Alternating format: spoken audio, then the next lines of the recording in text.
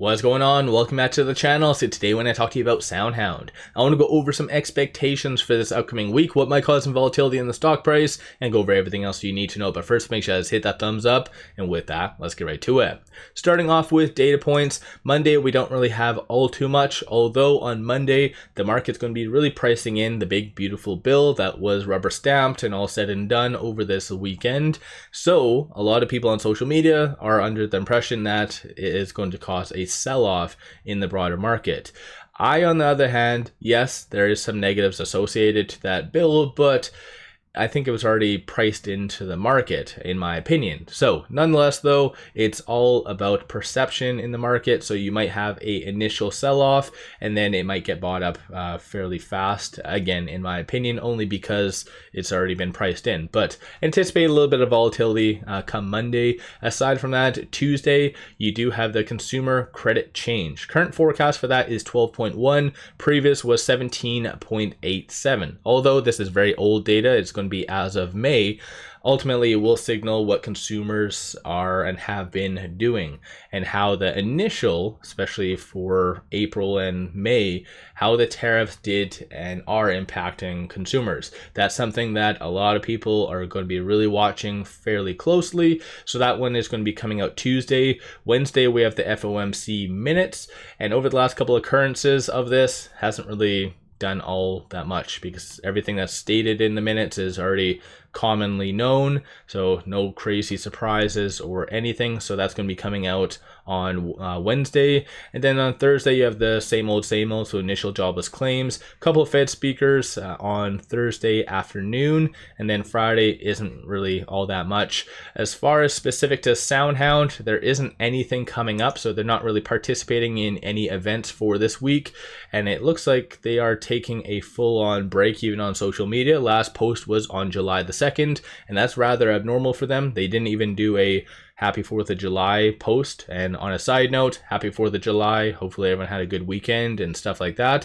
But coming from a company standpoint, least they could have done was just pop on and say, hey, Happy 4th of July and whatever. So they're definitely slipping on their social media side of that. But again, nothing really coming out for this week for any fireside chats or anything like that. I believe the third week of July, that's the next thing that they do have. Aside from that, even companies unveiling their earnings, there isn't really anything that's going to disrupt the broader market. So it is going to come down to the data points as well as tariffs. So Trump does also have the deadline being July the 9th. He's mentioned that he can move it up or kind of push it back a little bit.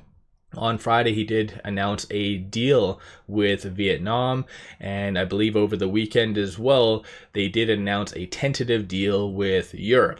I kind of didn't see the actual details of that. I think I saw something around 30% on some specific products, but most likely we'll kind of find out some additional details on that. Europe clearly is a big one that the market does care about, so if the deal is good, you could see a nice push higher. But nonetheless, I think SoundHound has definitely done fairly well over the last 5 days, up 9.31%. So it's been able to successfully get over a lot of the key resistance points. So I'll go over that in a second. But going into this upcoming week, 34.01% of the free float is being shorted, works out to be 122.88 million shares overall being shorted.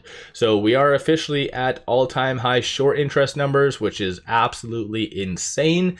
But this could, if you do feel that momentum in the broader market will continue and SoundHound will be able to piggyback off of that, then a lot of people will probably be starting to talk about squeezes. So yeah, 34.01% is rather high. DTC, on a side note, is 3.93 days. So that is determined based on SoundHound's average volume in comparison to the number of shares being shorted.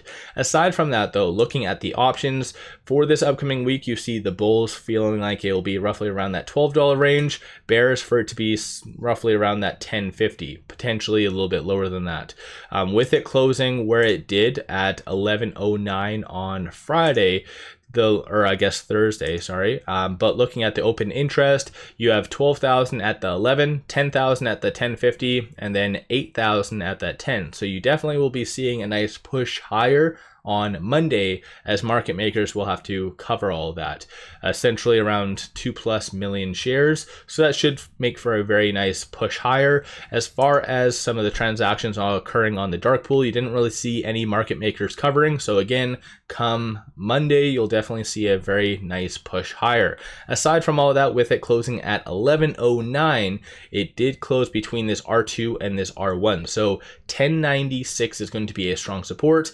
10.22 is going to be the following support level. That's again, if you see a significant pullback in the market because of that new tax bill or whatever else might come out, just kind of watch for those support levels. Flip side, 11.41 followed by 12.14 is going to be the next strong target / resistance points. But aside from all of that though, I don't really anticipate any new analyst ratings this upcoming week. We did get one 3 days ago that was done by Michael Northland, and Analyst has a 46% success rating, did give their $8 price target, which I do believe was their previous one, so they just kind of reiterated that. As a consensus, $11.50 is that price target, representing 3.7% upside. But again, for this upcoming week, I don't really anticipate any new ratings to come out, possibly with their upcoming earnings, which has not been announced yet. As you can kind of see, it should be most likely the first week in August, I would assume. So again, something to keep in mind. And this is the current estimates so far. So -5 cents for the earnings per share, and then 32.88 million for the revenue. But aside from that, there hasn't been any new articles really coming out associated to SoundHound worthwhile to bring up. Of course, 𝗪𝗧𝗎 is really pushing them, and I think that's just to get views. Usually I'm not really a big fan of 𝗪𝗧𝗎 kind of stuff, but aside from that, on the actual chart itself, as I mentioned last week, you are seeing a very good breakout opportunity. So you have algorithmic trading working on now your side because you have it above that super trend. It is currently above all the key pivotal moving averages that I like to look at. So ALMA, 50, 100, and 200-day moving averages. You have it rather overbought, so potentially any negative in the broader market, you could see some extreme volatility, but it won't just be with SoundHound. It will be the broader market because everything for the most part is overdone. So at the end of the day, I do feel that you are going to have some consolidation, possibly even worst case scenario, a retest and bouncing off of that 200-day moving average. But generally, I do feel for this week, we will be moving higher to roughly around that $13 to $14 range. That's again, if everything comes according to plan. The market does price in a Europe tariff deal and hopefully a couple others, right? With the deadline coming up, we should be hearing from a lot of other countries. So in my opinion, I do feel like we will be seeing a very nice, good amount of momentum in the broader market. So let me know your thoughts on SoundHound. Where do you see things going? Do you think what I mentioned as far as price target is reasonable for this week? Do you think that we're actually going to be negative? What's your 2 cents on just the market? And on a side note, for those of you that have actually dived deep into that big, beautiful bill, are you optimistic about it? Of course, the blatant red flag is the debt levels that's going to really hit in the next couple of years, and of course across the next decade. But like, what do you think for the short term? Do you think it's already been priced in? What's your 2 cents on all that? Don't forget to hit that thumbs up and subscribe. I always greatly appreciate that. And then one final thing, pop over to my Patreon. I give buy signals on stocks, options, crypto, many of which have been absolutely on point. Definitely worthwhile to pop over there and take a look. With all that said, appreciate all of you watching.